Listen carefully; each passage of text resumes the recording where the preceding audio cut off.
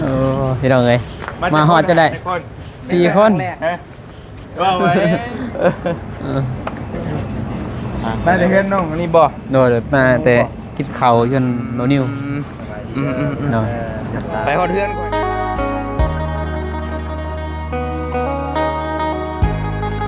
นะคักบ่โอ้มากันได้ขับรถใหม่เลยป่านนี้พี่น้องครับเลยโตกันอยู่ในรถเลยพี่น้องเลยเลยให้บ่ยาวเพิ่นให้ขับรถเลยพี่น้องเลยเนาะพอดีบ่ลึงขับรถใหม่ฮะเลยลึงมันเป็นเบื้องซ้ายบ่ครัวเนาะบ่จื้อเนาะเขาขับอันนี้พวงอัน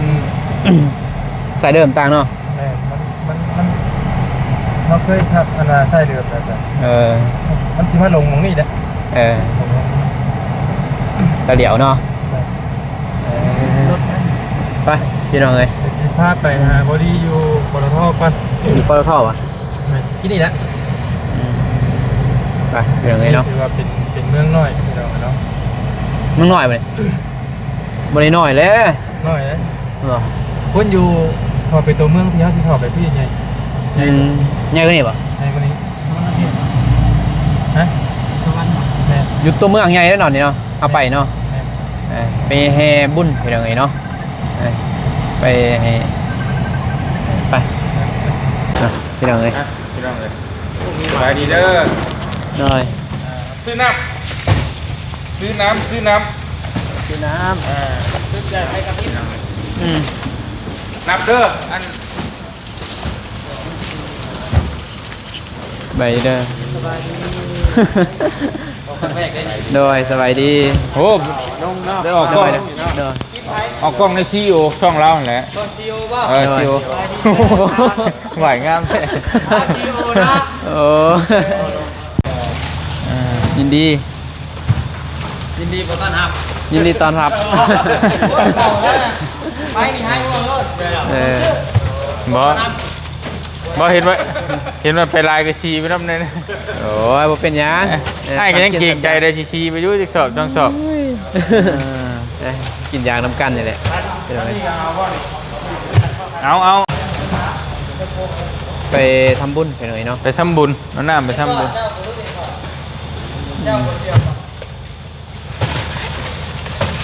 เอาน้ำไปถวายยุวัดพี่น้องเนาะเลยทั้งถวายทั้งเจ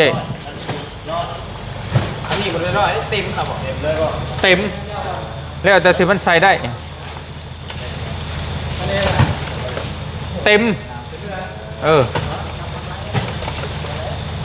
นับดูเด้อบ่ให้เรานับน้ำได้นับแต่เฮาบ่ได้ใช่หน่อยสิว่าเฮาโกงให้เรานับน้ำเจ้าของเรานับน้ำให้เราขึ้นน้ำผู้หนึ่งก็ได้ให้เราขึ้นก็ได้แล้วแต่วิชาการหนักเป็นพอเลยนะ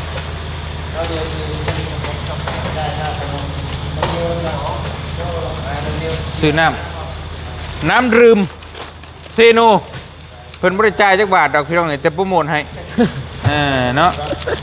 นี่เด้อเจ้าของโรงงานน้ำดื่มแต่เห็นคลิปนี่ก็แถมให้แน่จะแต่ว่าอยู่หนึ่งรายด้วยเนาะอยู่ในเพื่อนผักนี่มีแม่มีตนานตัวนี้เลย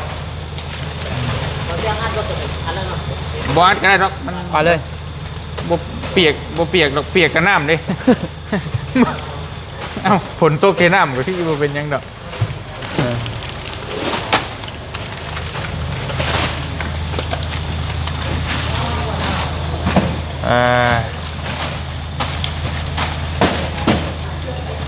ได้เท่าไรเลยได้ร้อยแล้วป่ะ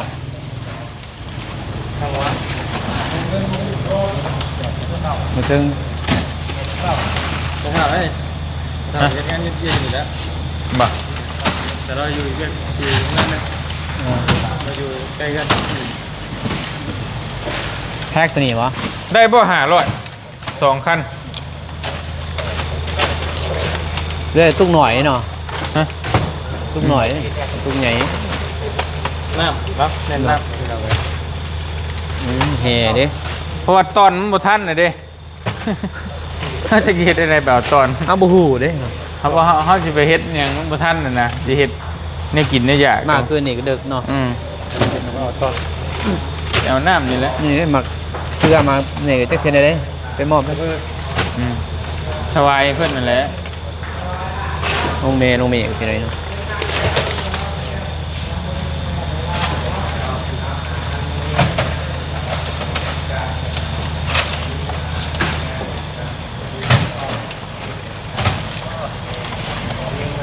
ก็สิให้แบบใดบ่ฮู้ไปเนาะ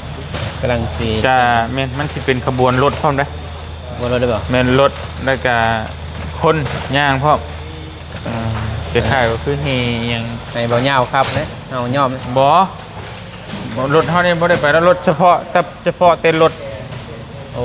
รถตึม แม่นเฉพาะแต่แม่นเฉพาะแต่รถอันเพิ่นตกแต่งที่ว่าปะไตเฮานี่อาจจะได้ย่างบ่รู้ว่าจังได๋ เบิ่งตัวจริงน้ำกันแล้ว เฮาก็บ่จักนะบ่มีไผฮู้มาก่อน ขี่ทางหลัง ขี่ทางหลังเพื่อนแล้วนี่ยางเอาก็ใกล้เกือบบ่ โอ้หอบเมืองใช่ป่ะ โอ้ เออ เรื่องกันใหญ่กว่านี้ แบบปากเช่นะนี่ห้อง พอดีค เป็นล็อกเป็นค่อยเป็นค่อยไป พอดีคำเลยเนาะ จังหวะตัวนี้ใช้ได้เท่าไรก็เอาแล้วก็ไปขึ้นแค่นั้น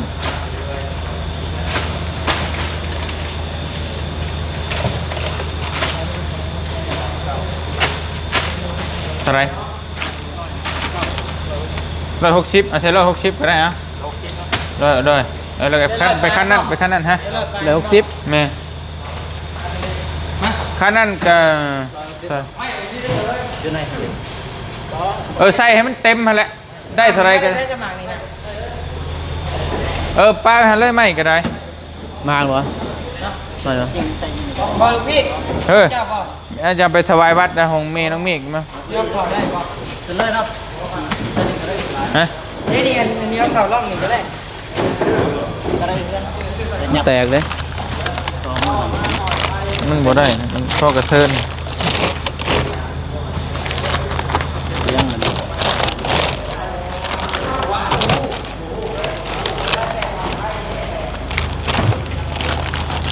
แต่มันแตกฮะแตกนี่บอกแล้ว แตกเลย แตก มันบ่คือนั่นแน่นอน อืม มันบ่ได้นั่นเนนบ่ได้แตกเหรอฮะโอ้มันออกทางนี้ ตัวเด็กหัวมันลุ่งเลย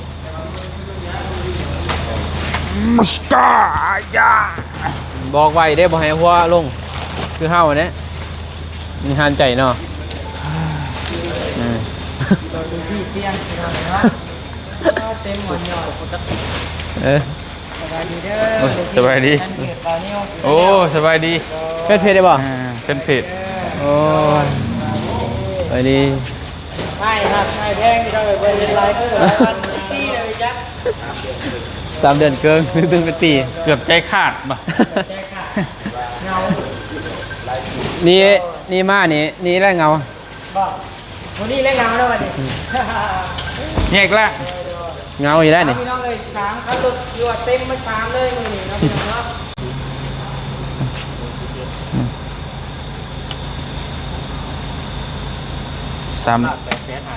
3,850,000โอเค ขอเงินเมียก่อน ขอเงินเมียมาเสียค่ะ จุวัดบ๊ายบาย ไม่โอเค ไป โดย พี่น้องเลยเดินทางต่อบ้านนี้ โด ไป ย ดีป่ะ ไหวโอเค ผมเป็นยังไง ตอนนี้ของรถบ่ ถ่ายเจ้าของรถแล้ว ตามผู้ครับผมแล้ว หัวย่าบ่ครับนะ โดย ขับรถใหม่ขับรถใหม่ ให้เพื่อนแล้วครับบ่ฮานน่ะ ได้อยู่เนาะได้ ไปปากเซ่ยังใส่ ไปปากสิ นี่ปากเซ่ยังลายกว่าสวรรค์นเขตนี่เจ้าถิ่นบ่เป็นหู คุณหูเด้จักสิไปทางใดกันบ่ ไป บอกกันนำมีแต่ GPS เลยโดยไปพี่น้องเอ้ยไอ้สิแอป ได้ผ่านเนาะได้คนไหนก็ 11,000 บริวูแล้วใครกันอะไรเจ้าวันเนาะ บ่ฮู้เด้ครับ บริวูเลย เ โอ้ก็พอยได้ชื่อนะ เล็กหน่อยเนาะแบบ ก็จะเป็นการเป็นงานเขาจะได้ชื่อมาละ เป็นแบบไปแจกไปยังแม่นบ่แต่ได้ซื้อเป็นงานบ่เนาะเฮาบ่มีงานมีหยังไปเดี๋ยวเลยไปหาเบาลี่ก่อนอยู่ไสเป็นหยัง อยู่ขอเฉพาะที่นี่แหละ โอ้บ่เฮานั่นบ่โดยต้องมองเดียวกันเบิดนั่นแหละพี่น้องมันเดียวกันเบิด สวยงามเนาะหอดพุ่น นี่ จักรัก ทานคิดแบบ 30บ่ อาทิตย์เหนือไม่ได้ไกลเลย เออ ไกลกว่ากัน เขาเดียวเนาะ เขาเรียกไปประมาณ 15นาทีได้ บ่ บ่ อยคือไม่ได้ฮู้เลยว่าบ้านยังเป็นบ้านยังมันไม่รู้จริงแต่ส่วนมากเพิ่นไม่ได้เอิ้นบ้านกันนะจะมองท่าน ได้เรื่องอะไรหยาบ กับดังอีก กำลังไปพุ่นบ่ ใกล้ใกล้เรื่องมาอยู่บ่ ไกลกัน เดี๋ยวไปพี่น้องเอ้ยไปหาเบาลี่เพิ่นอยู่ไสพูดบ่ อยู่ไหนใช่ป่ะ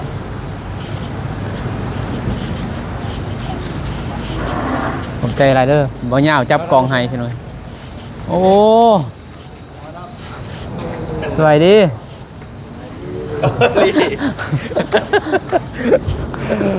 โอ้พี่น้องเอ้ยมาฮอดจะได้4 คน ว่าไว้คือแท้เลยว่ะ ครั้งแรกเดือนที่2เลย สวัสดี ครั้งแรกเดือนที่2 การมาโกกันบาทได้ฉีนั่นเองไวเลยเนาะ บ่ให้นบเลยนี่ก็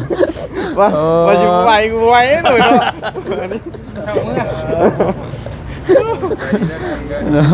จะมอดแซนอยู่ ประมาณ 5 วัน